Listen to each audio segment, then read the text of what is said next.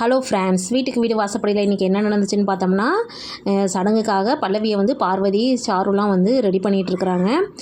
பல்லவி வந்துட்டு அப்படியே ஒரு மாதிரி உட்காந்துருக்காங்க. பார்வதி சொல்கிறாங்க, நீ கண்ணனை வந்து எதுவும் தப்பாக எடுத்துக்காத, அவன் ரொம்ப நல்லவன், நீ என்னடா இப்படி ஆயிடுச்சேன்னா ஃபீல் பண்ணாத, அவன் குடும்பத்தில் இருக்கிற எல்லாரையும் வந்து மனசு கஷ்டப்படாத மாதிரி அவன் பேசுவான், அவன் என்ன கொஞ்சம் வெகுளித்தனமானவன், எதையும் மனசில் வச்சுக்க மாட்டான், மற்றவங்களாட்டம் என்ன தோணுதோ அதெல்லாம் பட்டு பட்டுன்னு பேசிடுவான், அவனுக்கு வேலையிலையெல்லாம் நினைக்காத, அதான் மாமா தான் இப்போ ஒரு கம்பெனிலே வேலை போட்டு கொடுத்துருக்காங்களே, அதனால் அவனை நல்லபடியாக பார்த்துப்பான் அப்படிங்கிற மாதிரிலாம் சொல்லிகிட்டு இருக்காங்க. உடனே வந்துட்டு பல்லவி வந்துட்டு, பரவாயில்லையே உங்களுக்கு கண்ணனை பற்றி எல்லாமே தெரிஞ்சிருக்கு, நீங்கள் என்ன அந்தளவுக்கு க்ளோஸா அப்படின்னு கேட்கவும் அப்படியே ஒரு மாதிரி ஆகுது. அப்படியே சாரு அப்படியே முறைச்சி பார்த்துட்ருக்காங்க.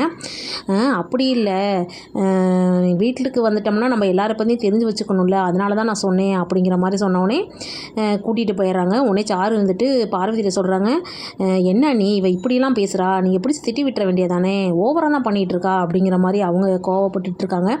அங்கே என்னென்னா நம்ம கண்ணை வந்து அவங்க பாட்டிக்கிட்ட, என்ன பாட்டி இன்றைக்கி நைட்டு என் கூட நீ தூங்க மாட்ட, அதானே நீ வெளில போய் படுக்க போகிற அப்படிங்கிற மாதிரி பேசிகிட்டு இருக்காங்க. உடனே பாட்டி வந்து ஓங்கி அரைஞ்சிருவேன், ஏன்டா நீ நிஜமாவே வெகுளியா இல்லை இப்படி நடிக்கிறியாடா, என்னடா இப்படி இருக்குன்னு புலம்பிக்கிட்டு இருக்கிறாங்க.